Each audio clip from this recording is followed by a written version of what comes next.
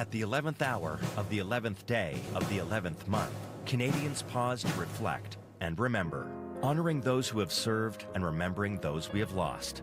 On Monday, live from the National War Memorial in Ottawa, join CBC News for special coverage of the Remembrance Day ceremony on radio, TV, CBC News Network, and on CBC Gem, CBC Explore, and local streaming channels. You know the feeling of finding a really good podcast? Or the feeling of someone always being there, like your favorite radio show? Stream CBC Podcasts, CBC Music, and CBC Radio anytime, anywhere. Download the CBC Listen. This is CBC News. Good afternoon. I'm Rosanna Hempel. At 12 o'clock, it's 6 in Winnipeg. Sunny today, a high of 9. Winnipeg police have one person in custody after a 47-year-old man was stabbed to death outside a St. James hotel. It happened around 10 last night near the Airport Motor Inn on Ellis and Barrie. Constable Claude Chauncey says when police got to the area, they found a man with life-threatening injuries. All we know so far is that there was an altercation, a physical altercation, and it escalated to the point where one person was stabbed. Chauncey says a 42-year-old suspect was found nearby and taken into custody. Ellis at Barrie was closed for about 10 hours while the forensic unit examined the bus shelter outside the hotel. Charges have yet to be laid and the victim's name has yet to be released. Chauncey says family notification is pending. A 34-year-old woman has been arrested for forcing another woman to work in the sex trade to pay off her debts. Winnipeg police say the counter-exploitation unit launched an investigation last month into the case of a woman in her 20s who was groomed by the suspect. They say the survivor was initially provided gifts, including clothing, jewelry, and drugs. Between September of 2023 and October this year, the suspect insisted the survivor pay her back for the gifts by working as an escort. The suspect set up meetings for sexual services for money using online advertisements. The survivor had to pay her all the money. The accused was arrested and charged this week. More charges have been laid against a former teacher who worked in northern parts of the city up until May of this year. Winnipeg police began an investigation last month into the sexual exploitation of a teenage girl between May of 2019 and August of 2020. Constable Danny McKinnon says the survivor is now an adult. Reported between May of 2019 and August of 2020, while she was a teenager, she was attending an after-school program within the Seven Oaks School Division. Her student support worker was an adult male who groomed her, resulting in a sexually exploitive relationship. She says the victim came forward to police after hearing previous charges being laid against Mousseau in October. McKinnon says the sex crimes unit arrested 27-year-old Matthew James Mousseau and charged him with sexual assault and sexual exploitation. Police encourage any more possible victims to come forward to police or Crime Stoppers. Now to some international news. Dutch Prime Minister Dick Schoof is promising perpetrators of anti-Semitic violence in Amsterdam will be brought to justice. I'm ashamed that this happened in the Netherlands, and it's a terrible anti-Semitic attack, and we will not tolerate. Clashes between visiting Israel soccer fans and local youth erupted after a match late last night. The city's mayor says Tel Aviv supporters were attacked, abused, and pelted with fireworks, and later hunted by what she described as anti-Semitic hit-and-run squads. Amsterdam has banned demonstrations for 3 days and given police emergency powers to stop and search suspects. Dozens of suspects have already been arrested. Well, back in Canada, the latest employment figures are out this morning, and they're showing about 14,000 new jobs were added to the Canadian economy last month. This is a drop-off from September, and it keeps Canada's unemployment rate at 6.5%. Peter Armstrong has more. Economists had been expecting something stronger than this. Remember, last month, the Canadian economy added more than 3 times this number. Part-time jobs were lost, but more than replaced by the number of full-time jobs added. But the main thing we've been focused on and looking at for a while now has been the unemployment rate. And it held steady, but only because the participation rate fell. In other words, fewer people are actually out there looking for work. So a real mixed bag of results here. And we're back at that stage in the cycle where we look at everything through the lens of what does this mean for the Bank of Canada? The Bank of Canada is, of course, making another interest rate decision a month from now, and it's going to have to decide if it wants to cut by a quarter point or a half point. And there's kind of something for everyone on that front in this report, but economists think the Bank of Canada is likely going to stay aggressive and try to get more stimulus into the economy, so leaning more towards a 50 basis point cut in a month's time. Peter Armstrong, CBC News, Toronto. Manitoba's jobless rate is edging higher. It rose from 5.7% in September to 5.9% last month. Well, nominations for the Grammy Awards are out, and Beyoncé comes out on top. She's become the most nominated artist in the show's history. This ain't Texas. Ain't no hold 'em. So lay your cards down, down, down, down. So park your Lexus. Beyoncé leads the pack with 11 nods. Cowboy Carter is up for Album and Country Album of the Year. Texas Hold'em is nominated for Record, Song, and Country Song of the Year. And she also received nominations in a range of other genres. That brings her career total to 99 Grammy nominations. She's already the artist with the most Grammy wins. Post Malone, Billie Eilish, Kendrick Lamar, and Charli XCX are just behind Beyoncé with 7 nominations each. And that is the CBC News from Winnipeg. Your next local CBC News is at 12:30.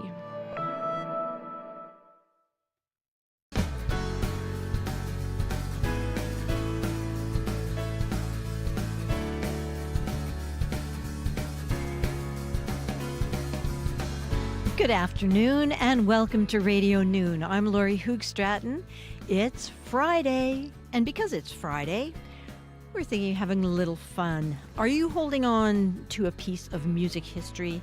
Maybe it's an old album, a poster, or a t-shirt. We want to hear what it is and what you love about it, and mostly we want to hear the story behind it, about the day when you went to whatever concert and kept whatever you kept. That's the topic of our call-in conversation coming up at 12:35 on Radio Noon. Give us a call, 204-780-0893. Mike Hewen of Mike's General Store will be our guest. And today is Indigenous Veterans Day. Coming up, we'll hear the story of how one veteran from Peguis First Nation had a once-in-a-lifetime opportunity to honor his great-uncle who died in the First World War. But first up, just last hour, the Winnipeg Police Service announced details about 2 sexual exploitation investigations. Here's Constable Danny McKinnon, Public Information Officer with the Winnipeg Police Service. In October 2024, Winnipeg Police Service Sex Crimes Unit entered into a sexual exploitation investigation. The survivor in this matter, who is now an adult when reporting, reported between May of 2019 and August of 2020. While she was a teenager, she was attending an after-school program within the Seven Oaks School Division. Her student support worker was an adult male who groomed her, resulting in a sexually exploitive relationship. And this November 3rd, 2024, members of the Sex Crimes Unit arrested and charged 37-year-old Matthew James Musso with sexual assault and sexual exploitation, and he was detained in custody. Investigators have determined that Musso had been employed as a teacher in several schools within Winnipeg until 2024, but is no longer a teacher. We've provided some victim services phone numbers as well as clinic resource phone numbers, and the Winnipeg Police Service is committed to providing support to our survivors of sexual assault. Anyone wishing to speak to an investigator can call 986-6245, or you can also make a report on cybertip.ca. Before we take any questions, I think it's very important to know that the survivor in this matter had listened to a previous media release we issued in October involving this individual and bravely came forward to make this report. I'm going to move on to the second one before questions. Sexual procurement, it was an arrest. The Counter-Exploitation Unit, CEU, is committed to the protection of those involved in the sex trade and dedicated to holding exploitive offenders accountable. In early October 2024, CEU entered into an investigation after a female in her 20s, this will be the survivor of this matter, reported being in a coercive relationship. The survivor reported being groomed by an adult female who was known to her. She was ultimately provided gifts such as clothing, jewelry, and drugs by this female. Between September 23 and October of 24, the female insisted the survivor pay back these gifts, but ultimately pay back her debts, and made her work as an escort. The female set up meetings using online advertisements for the survivor to pay sexual services for money, to provide sexual services for money. The female then took all of the proceeds that were received by the survivor. On November 4th, 34-year-old female Michelle Victoria Comer of Winnipeg was charged with procuring person to provide sexual services, material benefit for sexual services, trafficking in persons, failed to comply with probation, and she was detained in custody. And if you need any more information on sexual exploitation, there's a number of websites, including the Winnipeg Police Service or Child Protection website as well. So I'll take some questions here. So the last time we heard about Matthew Musso, he was accused of taking pictures of people in a pool, and police had linked him to another victim who was a student at a school. Are these two separate victims, just so I understand? Yeah, they are two separate, and the first one was an ICE investigation. That was the Internet Child Exploitation Unit. So a little bit of a different type of investigation. Is there still a belief that there may be other victims out there? Well, there's always the potential for, other survivors to be existing, and that's why we always provide resources for not only the police if you wish to make a report, but just if you need any type of emotional support and you don't want to make a police report, we like to provide those resources as well. And also in the last hour, police told us more about a homicide near the airport motor inn on Ellis last night. Police say they now have one person in custody after a 47-year-old man was stabbed to death outside the hotel. Here's Constable Claude Chancy with the Winnipeg Police Service. We're going to give you an update today on an investigation that you're well aware in the 1800 block of Ellis Avenue. Last night there was a major incident. We did advise the public in regards to closures of roads for that particular incident. They have since been reopened, but we thought it would be important to bring this information to you this morning. So on November 7th at approximately 10 p.m., the Winnipeg Police Service responded to the 1800 block of Ellis Avenue for the report of an adult male who had been stabbed. West District General Patrol officers attended and located a 47-year-old male suffering from life-threatening bodily injuries sustained from a stabbing. Officers provided the victim with emergency medical attention before he was conveyed to hospital in critical condition and subsequently pronounced deceased. Officers located a 42-year-old adult male suspect nearby and arrested him without incident. The homicide unit has assumed the investigation, and notification to family members is pending. Anyone with information, including video or dash cam video footage regarding this incident, is asked to call the homicide unit at 204-986-6508 or Crime Stoppers at 204-786-TIPS. That was Winnipeg Police Service Constable Claude Chancy. For more information on these stories, go to our website, cbc.ca/Manitoba. Breaking news happens anywhere, anytime. Police have warned the protesters repeatedly, get back. CBC News brings the story to you as it happens. Hundreds of wildfires are burning. Be the first to know what's going on and what that means for you and for Canadians. This situation has changed very quickly. Helping make sense of the world when it matters most. Stay in the know. CBC News. You are listening to Radio Noon on CBC Radio 1, 89.3 FM, 990 AM. I'm Laurie Hoog-Stratton. Coming up after the 12:30 news, we want you to call us and tell us your stories behind your music memorabilia, whether it's a ticket stub or T-shirt or even an old ripped poster that you've had in your bedroom till you were 12, or maybe you don't still have it in your bedroom, but the poster you had in your bedroom when you were 12. We want to hear about it. It's our call-in conversation today, 204-780-0893. Maybe it's worth $1 million.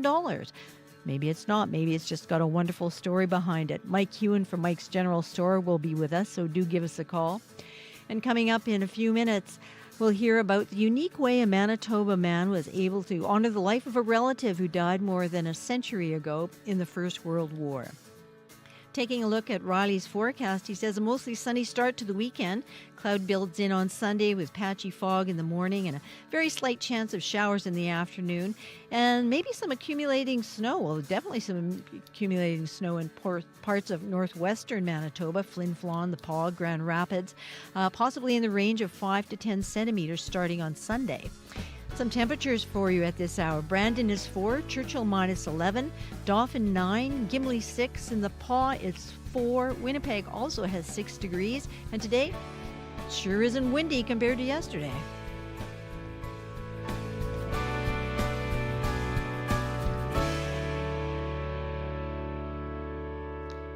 It's just coming up to 16 minutes after 12 o'clock. Besides a photo that hung on the walls of his grandfather's house, Winnipegger Randall Mackenzie knew next to nothing about his great-uncle. All he knew was his name, Oswald McCorrister, and that he died young, fighting in the First World War. It wasn't until Randall started looking into online records that he learned that Oswald was buried in France, a world away from Peguis First Nation, where he's from. And while Randall hoped to one day visit his great-uncle's grave, he never thought he'd get the chance, but that changed this past summer when he went to Paris for work. Randall is a videographer and one of our colleagues here at CBC Manitoba. Here he is in conversation with the CBC's Emily Brass. So growing up and seeing that picture of your great-uncle Oswald, what did your grandfather tell you about him? Grandpa never really said anything about who Oswald was in the portrait there. He basically just kind of kept it simple that it was his brother that had died in the war, and that was about it.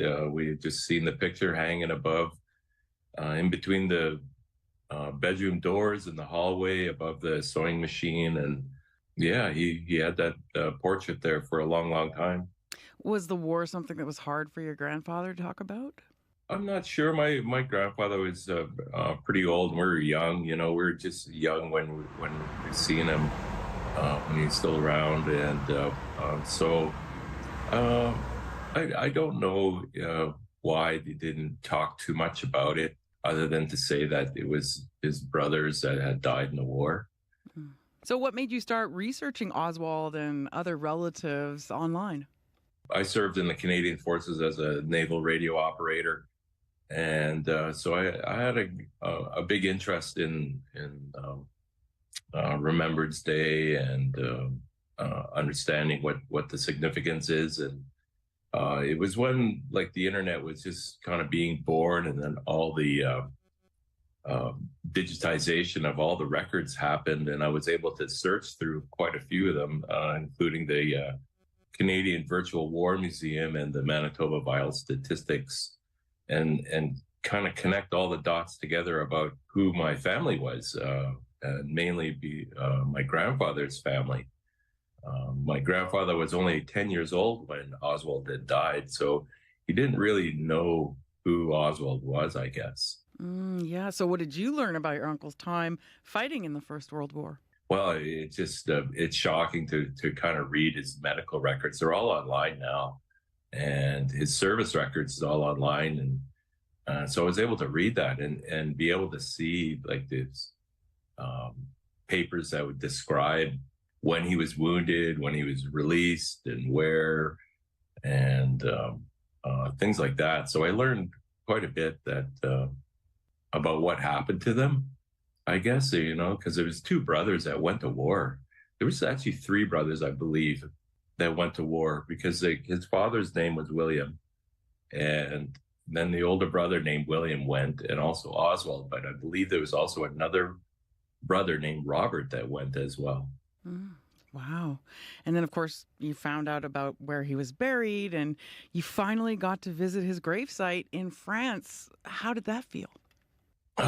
Well, we took an Uber to the Etap military cemetery there, and when we arrived there, it was the grounds are very well kept. You know, really, all the grass was mowed and all the irises trimmed back, and there's like maple trees planted around the cemetery, and it was very solemn and very just solemn. When you got there, you knew that, wow, this is a site from the war, and thankfully, I guess there's a commission of countries that take care of all these cemeteries, and I guess because of the D-Day celebrations that happened earlier there, this place is really nice and clean, and it was quite a thing to see it, and to know that all those headstones represent a person. And I mean, what's the significance for your family of you going to that grave?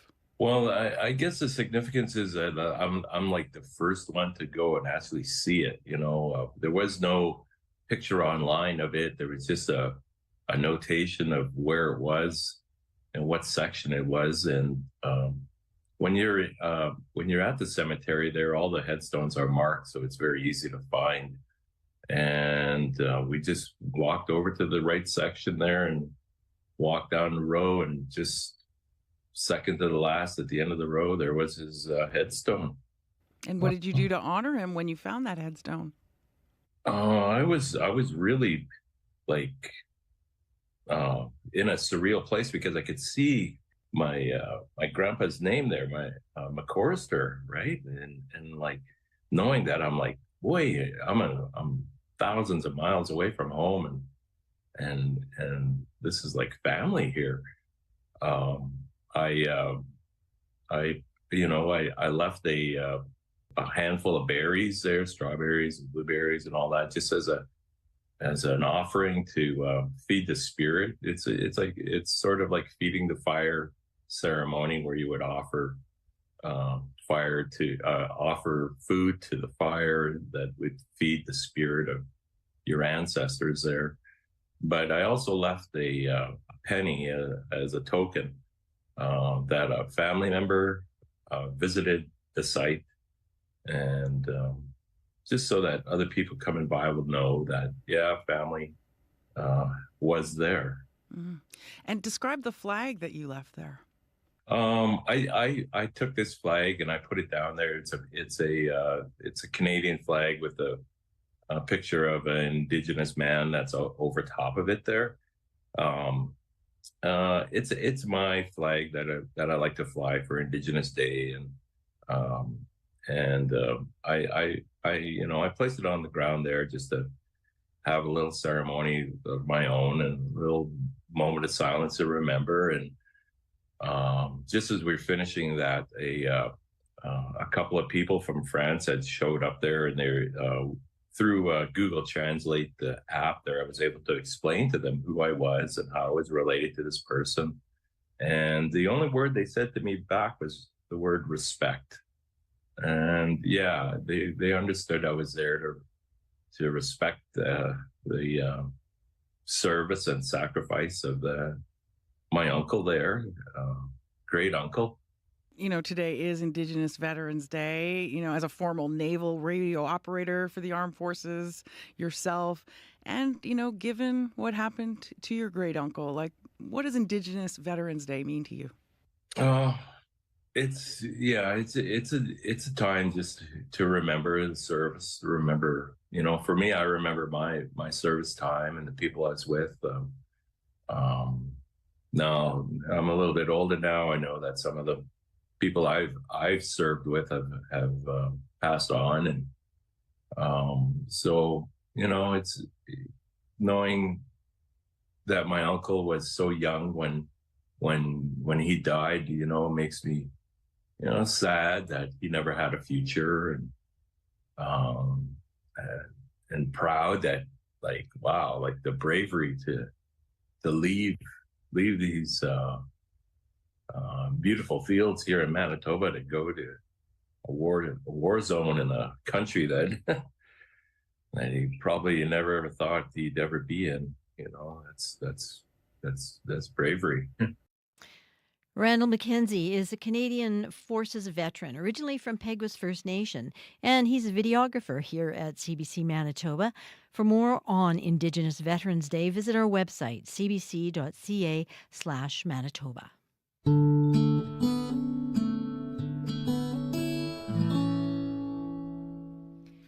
You're listening to Radio Noon. I'm Laurie Hoogstraten. Well, this week, 50 years ago, Canadian song made a remarkable achievement. BTO's You Ain't Seen Nothin' Yet reached #1 on both the Canadian and American charts. It was the only Billboard #1 for the band. And the tune stands out for another reason. It was written by Randy Bachman for his brother Gary, who stuttered as a child. The lyrics feature a stutter on the word baby.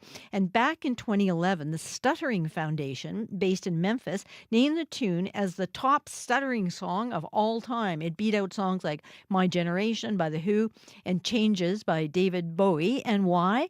Because the Stuttering Foundation said that in their news release, they said this, the song was written for a real person who overcame their stuttering. Here is Bachman Turner Overdrive from 50 years ago with You Ain't Seen Nothin' Yet.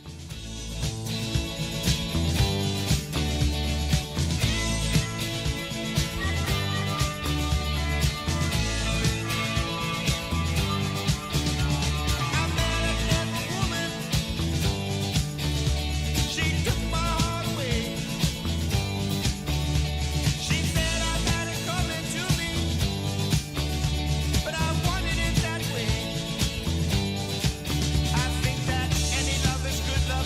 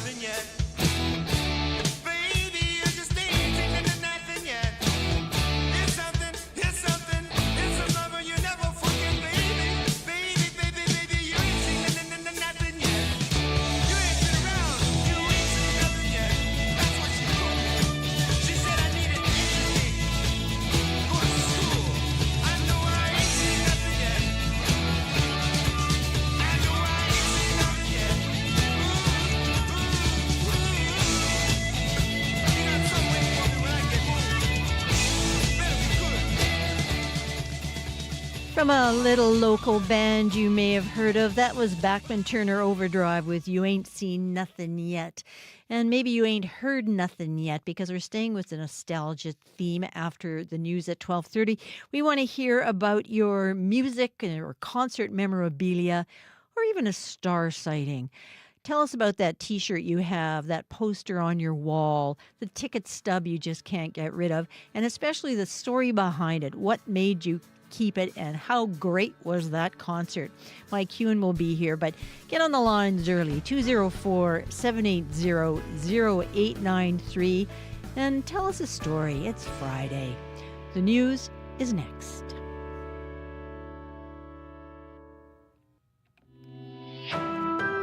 This is CBC News. Good afternoon. I'm Rosanna Hempel. At 12:30, it's 8 in Winnipeg. Sunny today, a high of 8. A 47-year-old man has died after a stabbing on Ellis Avenue and Barrie Street. Police say around 10 last night they were called about an injured man. Constable Claude Chauncey says they believe there was a fight outside the airport motor inn. West District General Patrol officers attended and located a 47-year-old male suffering from life-threatening bodily injuries sustained from a stabbing. The man was taken to hospital where he was declared dead. His name has yet to be released while police contact his family. A 42-year-old man was arrested nearby. The police forensic unit was focusing on the bus shelter outside the motor inn for several hours. A 34-year-old woman has been arrested for forcing another woman to work in the sex trade to pay off her debts. Winnipeg police say the counter-exploitation unit launched an investigation last month into the case of a woman in her 20s who was groomed by the suspect. They say the survivor was initially provided gifts, including clothing, drugs, and jewelry. Between September of 2023 and October this year, the suspect insisted the survivor pay her back for the gifts by working as an escort. The suspect set up meetings for sexual services for money using online advertisements. The survivor had to pay her back all the money. The accused was arrested and charged this week. A Manitoba man who knew his great-uncle had died fighting in the First World War recently found and visited his grave in France. Randall Mackenzie's great-uncle was Oswald McAllister, but after doing some research, Mackenzie discovered that his great-uncle was buried in France, far away from Peguis First Nation where he's from. Mackenzie himself is a Canadian Forces veteran and a videographer right here at CBC Manitoba. He never thought he would get the chance to visit his great-uncle's grave until he found himself in Paris shooting for the Olympics this summer. Today is Indigenous Veterans Day. Mackenzie says it's a day where he reflects and remembers those who served, like his great-uncle Oswald. My uncle was so young when he died, sad that he never had a future, and proud that, the bravery to leave beautiful fields here in Manitoba to go to. Mackenzie is the first of his family to visit his uncle's grave. And that is the CBC News from Winnipeg. Your next local CBC News is at 1:30. Thank you, Rosanna. You're welcome. And now I welcome to the studio weather specialist Riley Lachek. Hi, Riley. Thanks for coming in. Yeah. Let's jump ahead to tomorrow. Okay. First, for the West Final, of course, happening at Princess Audio Stadium, 5:30 in the afternoon. Looking at the weather forecast for that right now, actually looking at a pretty decent evening for some football, Lori. 8 degrees at kickoff, south winds at 15, south winds at 10 by halftime, and about 6 degrees. So once the sun goes down, we're looking at a high of 12 tomorrow. Once the sun goes down, we do lose a few degrees once we hit darkness. So I do expect that we will cool off and maybe take a sweater with you for heading out there. And is that enough wind to make the quarterbacks not want to throw? I don't think so. No? Okay. Very light wind by the time we hit halftime. It'll be a bit breezy through the early part of tomorrow, but winds do die off as we get through the day. I do have some snow to talk about in the forecast, too, which I'll get into as well. So temperatures right now, 8 degrees in Winnipeg, 9 in Brandon. Thompson's at 0, minus 10 in Churchill at the moment. We've seen a little bit of light snow moving through parts of northern Manitoba, again, along with some cloud cover. Most of this impacting the Hudson Bay coast and into far northern Manitoba, but a few flurries not out of the question for places like Thompson as we get through the afternoon hours today. As we head into the day on Saturday, Well, we'll talk about today first. Mainly sunny skies. Winds, still maybe a little bit of a breeze out there, but nothing too Not bad. like yesterday. Yeah. Sunny as we start Saturday once again. For most of the province, still a bit of lingering cloud into far northern Manitoba. Once we get into the late afternoon, we do start to see a bit of cloud building into southern Manitoba. This is because of an area of low pressure south of the border. What that is doing is spreading some rain over the weekend through parts of North Dakota, South Dakota, Minnesota, tracking into northwestern Ontario. This gives Manitoba a miss, although I do have a slight chance of showers for places like Sprague into later Saturday, early Sunday. Into the day itself on Sunday, another area of low pressure tracks across Saskatchewan. And what this will do is bring a fairly good chance of some showers to the Parkland region. So places like Dauphin into Swan River. The higher elevations, the Duck and the Riding Mountains, a few flurries, and more of an accumulating snow for places like Grand Rapids through Flin Flon into the Pas that continues to track eastward as we get through the day into the afternoon hours. In Winnipeg, this is a very slight chance of maybe a couple of showers later Sunday, but not much to worry about aside from some cloud cover. To the tune of 5 to 10 centimeters in parts of northern Manitoba, though. So the Pas, Flin Flon, Norway House in sort of that bullseye of 5 to 10 centimeters. Thompson, a couple centimeters. Swan River, really temperature dependent, could get a couple centimeters out of the system as well as we get through the day on Sunday. But I'll keep my eye on it. 9 degrees for Winnipeg this afternoon. 12 in Brandon. We're looking at 11 in the Pas this afternoon. 12 degrees for Saturday. 10 for Sunday. Maybe some patchy fog first thing in the morning. And then we're back down to 4 to 6 degrees into next week with that chance of showers once again on Tuesday. Still sounds pretty good, especially for the weekend. Exactly. Yeah. Pretty good for what is soon to be mid-November. Mid-November. And it's a high of 10 today, did you say? I've got 9. Okay, 9. Okay, I say But 10. maybe we'll get to 10 here in the 10. downtown. Or 9 is fine, Riley. It's fine. Thanks very much. Have a great weekend. You too. That's CBC weather specialist Riley Lachuk, and you can hear him this afternoon when it's going to be 10, I think, by then. Or you can watch him on TV on CBC News at 6. You are listening to Radio Noon. I'm Laurie Hoogstraten, and my guest in studio right now is Mike Hewen, who ran the Mike's General Store for, 40 years or so, because today we want to know if you have some great music memorabilia you want to talk about. Maybe you met a celebrity and you have a picture that you had taken with them. Maybe, as I'm looking at right now, you have a Sex Pistols lunch kit like Mike does. And everybody needs one. Everybody needs one, or maybe they want to sell one. But I'm just asking our listeners, did you know you can buy a piece of Gordon Lightfoot's musical history right now? Some of his most personal possessions are up for auction right now, like for some money from the estate. And, that's a bit controversial, apparently. Some fans think his stuff should be in a museum and not sold off. And it made us kind of think about just how valuable musical memorabilia might be, could be, isn't, and how keeping it, this is the most important part, triggers memories of a great concert or an album from the past. So on our call-in today, what's your favorite music memento that you've kept? Maybe it's a concert ticket or a T-shirt or a poster, or maybe you gave it away and you've regretted it your entire life, or you scored something great at a garage sale. We want to hear what it is and the story behind it. Call Mike and I at 204-780-0893, and I'm sure Mike can give you some good background if you have any questions about it. So 204-780-0893, or you can text us at 204-588-7355. And as I mentioned, with me in studio is Mike Hewen. Hi, Mike. Hello there. Well, you have some memorabilia with you right now. Let's talk a little bit about it. The coolest thing is, look at this poster. Festival Express.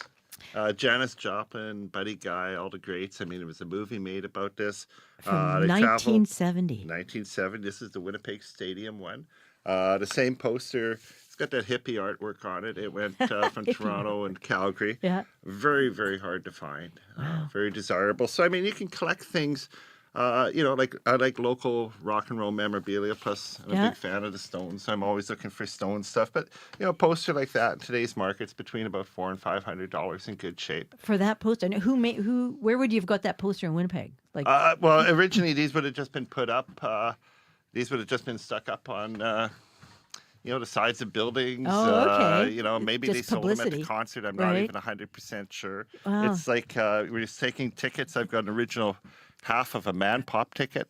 Oh. I found 2 halves of these a couple of years ago, and a friend of mine had one. I said, well, see if this half, he says he has the same half, and everybody I've talked to has one, has the same half. Oh, too bad. So nobody can put 2 together to make one. I wonder why. Probably because you could turn it in for a beer or something. Yeah, my Rolling Stones tickets are in there. I was looking at the Gordon Lightfoot collection last night, and I kind of understand what you're saying. People saying it should be in a museum, and I'm sure a lot of it will end up in museums. The part that I thought was kind of sad is they sent it to an American auction house. Yeah, should have been sent to a Canadian something. auction house. And when you're looking, you can buy a gold record there for $250, which isn't a lot of money. Yeah. So if you're a big if you're a big Gordon Lightfoot fan, that's a lot of money. Or not a lot of money, but on the other hand, I think his personal copy of Sundown was already at like $4,000 American. Jay. Well, and just getting back to your Man Pop tickets, where you've got all the same half. Maybe, yes. Maybe one of our listeners has the other half of the Man Pop ticket. My guess is there was a giant garbage bag at the end of the night that went to the dump with all the other halves. All the other halves. Well, let's go to the phone lines and get the stories rolling. Give us a call, 204-780-0893. If you've got a story about a concert you went to or some memorabilia you have or a famous person, a musician that you met up with, give us a call. Let's talk to Walter. Hi, Walter. Hi. So what's your story? What have you got? I got in 1972, I think it was, in Brandon, Manitoba, there was a Kenny Rogers in the first edition concert before he went solo, I guess. And I have a pamphlet that they handed out, or I had to buy. Don't remember, but it's about 8 by 10, and then it's probably 20 pages, and I still have it's a tour book that you would have bought at the show. A tour book, that's okay. Yeah, so that's what I have. Yeah, that's pretty cool. I mean, it wouldn't have like a huge amount of value because, you have to look at the popularity of the artist today. And Kenny Rogers still has a decent following, but a tour book, tour books are printed in, for every place they stopped, it was the same tour book. So it wasn't like a very specific tour book just for Brandon. A poster that what we call a one-shot poster, if it was a poster that the artwork was done and it was just for the Brandon show, that would make it a desirable piece. But the merchandise that goes from city to city to city has a less value than in the pieces that are individual to that one city specifically. So Walter, what was the show like? It was good. It was really good. Like they had a TV show at the time also. Oh yeah. And that's how I got to know about them. And when they came to Brandon, I wanted to go. So I went, and I still have that booklet. It just dropped in to see what condition my condition was in. That's right. Yeah. Exactly. Great name of a song. Yeah. Oh, thanks very much for the call, Walter. That's great. Yeah, you're welcome. Get in on our conversations, 204-780-0893. Great stories out there. Let's go to Lucy. We have Lucy on the line. Hello, Lucy. Hello. What do you have? I don't have it anymore, but I had an autograph of Colin Blunstone and the Zombies when they played at the Winnipeg, I guess it was the auditorium at that time, and it must have been 1966 or 67. Wow. I think I was 15 or 16. And I wanted to meet them so badly because I loved their music, and I thought, okay, I'm going to make a plan. And I bought boutonnieres for them, and I put a note in the package, and it had a self-addressed envelope back to me, said, if these don't get to you, then would you please just sign and mail this back to me? Well, we were in the backstage, we were trying to get in, and we were telling security guard, these are really important. They asked us to buy them for them, and they're boutonnieres, and they got to wear them tonight, so let us in. And the security guard just laughed in our face. He'd heard it before. Oh my God! But he took them and they wore them. So I don't know if anybody's got a picture of them. That's so cool. Here's my question: how old were you? I was 15. Yeah, I was just gonna say somewhere between 14 and 16, probably. I spent months thinking of this plan. I'll tell you, I had like backup plan B, But then it was so neat because I guess a month later I got this mail, and it was autographs by all of them, and they said thank you for the boutonnieres, and they had worn them on And stage. where did the autographs go? Yeah, what They happened? went into my autograph book, which I had, and then years later, it just disappeared. Like all these autographs, I thought, what do I need this for? And there it was. But anyway. Throwing away your childhood memories. Oh, Hey, that's I a think good the story's one. better than the autograph. Great story, though. Great story. I Oh, love I it. could just imagine it, Lucy. You told that so well. Thanks very much. Thank you. Give us a call, 204-780-0893, and tell us your story. Imagine even getting that close to backstage nowadays. That could never happen now. Well, Neil Young walked in my store one day. Really? And funny thing was, I didn't recognize him. And then I'm saying, boy, you look very familiar. And as he was leaving, he says, just think about it. And he left. And my buddy turned to me and go, well, that was Neil Young. I go, oh, my goodness. Why wouldn't have I just... Maybe he had his hair out of his eyes or something. Well, You it wouldn't know. was just, I just came back from a show. He was wearing like a big beaded jacket with all the fringes, leather jacket. I remember a guy in Vancouver that kind of looked like him, and I thought maybe he was the same guy or something. And Yeah. it just, I have bad facial recognition. Apparently so. I do. Nice Winnipeg boy. Let's go back to the phone lines. We have Robert. Hi, Robert. What have you got? I have a Pearl Jam T-shirt, a tour T-shirt, for a tour that never happened. I don't know if it was in 92 or 93, but it was when they had that dispute with Ticketmaster, and the tour was canceled. I bought it at a Record Baron, I think, in a music shop in the mall. Right, I remember Record Baron. Yeah, and it's got, like, on the back, it's got all the cities, Winnipeg, I think Calgary, Vancouver. All the places they didn't tour. Yeah, a tour that never happened, but I still have the shirt. It finally fits me, but when I bought it was down to my knees, I think. Oh, okay, you're just a youngster when you got it. Well, that's an interesting thing. I'm not familiar with that T-shirt specifically, but a little research would tell you how scarce or how scarce they aren't. Obviously, they were printed in mass forms in mind for the tour. For sure, yeah. So it just depends on how many were printed. I mean, Pearl Jam's still very popular and hot today, so obviously, yeah. Well, it was kind of funny. People were like, oh, nice shirt. What show did you see? I'm like, actually, this never happened. There was but no I swear it's show. a real shirt. I like the idea that it was a no-show, which makes it more interesting. I mean, there's so much music memorabilia out there that's just one little tiny grain of salt in the world of rock memorabilia. And if you're a Pearl Jam fan, that'd be a great piece to have in your collection. Oh, for sure. Yeah, I managed to see them a few times after that, but I no intentions of selling it. I just thought it's a pretty cool souvenir to have. Oh yeah, it's got a great story. Oh, that's fantastic, Robert. Thanks for telling the story. Right on. Thanks, guys. It made me think of something. I mean, we were talking about Gordon Lightfoot earlier. Right. And his last concert No. was Winnipeg. Really? Yes.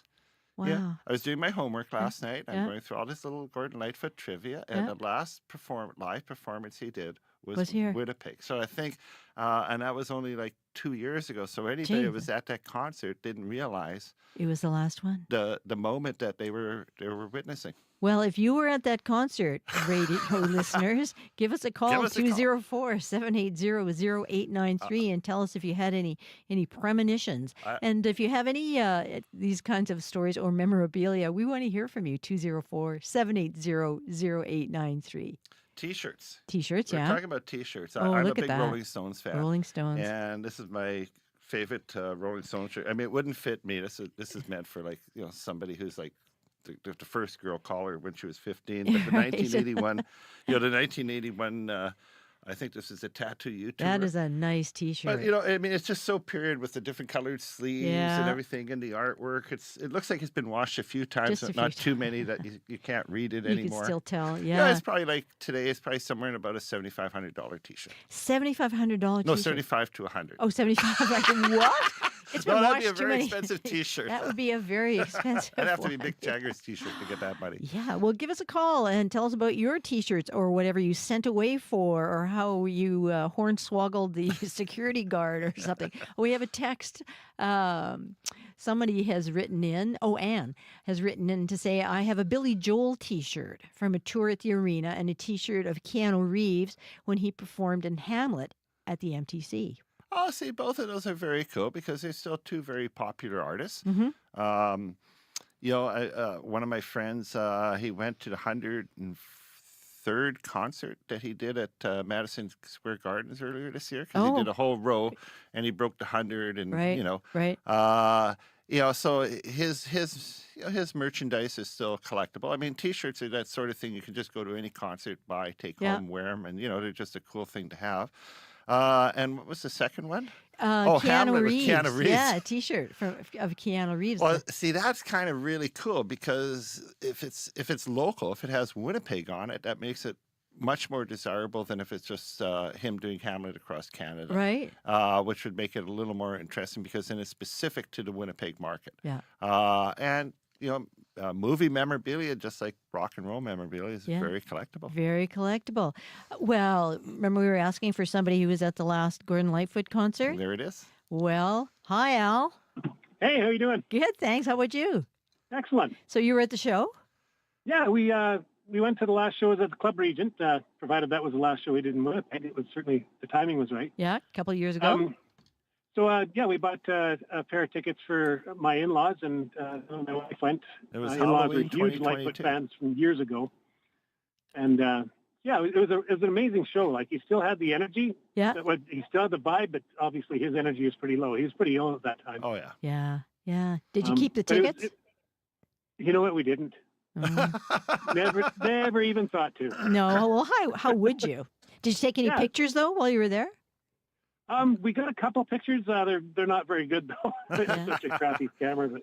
Did you realize that you were at the last show? At the time, we didn't. No. Although it was, I'd commented to my father-in-law that this is probably going to be close to his last show because he was sick. Yeah, and he went through a lot of health issues in the early 2000s. Yeah. Or like the mid-2000s. He's an incredible gentleman and so gracious with the audience. Like his voice showed a bit of weakness here and there, but he could still belt him out. Had you seen him before? That was the first time. Yeah. Wow. But what a time to see him. What a time to see him. And especially when you've been a fan for so long. Imagine the timing of that. Wow. Well, thanks very much for answering our call, Al, and telling us about being at that last show. Well, thanks. We really appreciate the opportunity to talk. Yeah, it's great to have you. Thank you. Well, we've got just a couple minutes left. If you want to join the conversation, 204-780-0893. Tell us about some great memorabilia that you've hung on to, or in my case, where your mother threw all your stuff out. But I have a torn ticket to a Leonard Cohen concert. Oh, that's very cool. From way back in the day. And something more recent is Bonnie Raitt. That's as far as I go now with concerts at the moment. Well, right? when you first approached me for today, I thought, Canadian icons. I mean, Leonard Cohen. I mean, Gordon Lightfoot. I mean, he's sort of like the musician's musician. And I always think of Stompin' Tom Connors. I mean, his music was just solely Canadian. Sure. So there's a lot of, Canada produced a lot of great musicians and artists. I mean, Bob Dylan sings Gordon Lightfoot songs at some of his concerts. Yeah. I mean, what Joni an honor. Mitchell used to play at U of M and the Hip and so on, like for $10 at Le Rendezvous and whatnot. Like, come on. Winnipeg's had some great music. Oh. I'm just going to run back to the phone lines here before we run out of time. Hi, Clark. Hello. Hello. What have you got to talk about here? I have a vinyl album that's probably going to be of interest. It's a copy of Leonard Skinner's Street Survivor album. Yes, well, the one that initially came out with the Flames. Well, initially that album came out with a flame cover, and then they died in a plane crash. Leonard Skinner? Yeah, right soon after the album came out. The interesting part of that record is there's an insert that came with the original pressing that showed all the tour dates, and the tour dates were listed after they were dead. Oh. So obviously the insert disappeared, and then when they reissued the album, they took the photo from the back without the flames and used that as a cover. So that album, do you have the insert in the album? I don't recall offhand if it's in there or not. That's the money piece. You better check. That record's about $30 without the insert and about $50-$60 with the insert. And when did you buy it? Were you a wee lad? Actually, no, I did not buy it. It was actually gifted to me by a now ex-brother-in-law. Oh, yeah. Oh, neat. And you're a fan, though, of Leonard? Yes, definitely. yeah. That album was excellent. Yeah. I remember buying that record new, and I remember driving down Marion Street just as the hill goes down, and they announced it on the radio that Leonard Skinner died in a plane crash. So I remember the moment when I heard the news. Yeah. Wow. There's something about musicians and plane crashes, too, eh? I guess that analogy's been drawn before. They call it Buddy Holly disease. Yeah, it seems to be. Wow. Well, Clark, thanks very much for sharing that. Yeah, you're welcome. Thank you. We've got just a minute or two if anybody wants to give us a call, 204-780-0893. And I also want to ask Mike a little bit more about what you've brought there. Oh, I'm if you want to collect rock memorabilia, you can do everything from a coaster. I've got Rolling Stones coasters. There's brand new stuff like Beatles, Christmas ornaments. I've even got Rolling Stones socks. I mean, you can spend very little or you can spend a lot. Vinyl's really hot now, so they're producing all sorts of commemorative records and box sets. This I had to bring just because it's my favorite. What's that? A CBC pin with Peter Zosky's name in the center. He was like a rock star to me. Yeah. Yes. And to many of us. Yeah, and and that's the nice thing about anything you collect. You can spend very little, or you can spend a lot. I mean, David Gilmour's guitar went recently at auction a few years ago. An estimate of $100,000 to $150,000, probably like $3.9 million. So. Yeah, I mean, that's out of my budget. Yeah. It was out of my budget at $100,000. But I mean, and that's the beautiful thing about collecting. It is. It is. Well, and the beautiful thing is these stories that people have to tell when about it. When there's a story attached to it, that's worth $1 million. It really is. Well, thank you, Mike, very much for coming in. We'll have to have you again. It's always great to have you and hear your stories and see all your cool stuff. That's Mike Hewen, who owned Mike's General Store and ran it for 40 years and still has some 45. Still buys and sells. So if you've got that, $37,000 T-shirt I was mentioning before, let Mike know. Thanks again, Mike. And joining us in studio is Faith Fundal, host of Up to Speed. Hello, Faith. Hello, Lori. City of Winnipeg planning to collect $12 million worth of unpaid parking tickets. We're going to hear how one city councillor wants the province to help, how it wants to help with collecting parking fines. That's coming up. Also, a lot of Americans and Canadians saw sizable gains in their investments after Trump became the U.S. president-elect. For people like Elon Musk and Jeff Bezos, though, those one-day gains were in the billions. We'll hear from a financial expert from the Asper School of Business to help us appreciate the reasons behind that surge. Ripple effects, I think those are called. Thanks, Faith. Pretty big waves, I would say. Pretty big crashing waves. Surf, in fact. Yeah. Thanks, Faith. Thank you. Faith Fundal, host of Up to Speed, and you can hear them this afternoon from 3 to 6 on CBC Radio. Just got a moment to say thank you very much to the Radio Noon team. Our tech is Marshall Hodgins, director Wendy Parker, YouTube live stream Kevin Nipatebo. Thanks so much to all you listeners for listening to Radio Noon and taking in all the news of the day and listening to us chit-chat and tell stories. And have a wonderful weekend. Riley says it's going to be beautiful out there, going for 9, possibly 10 degrees today. Nice weekend. November is halfway through, it seems like, but it still feels like September. So enjoy it.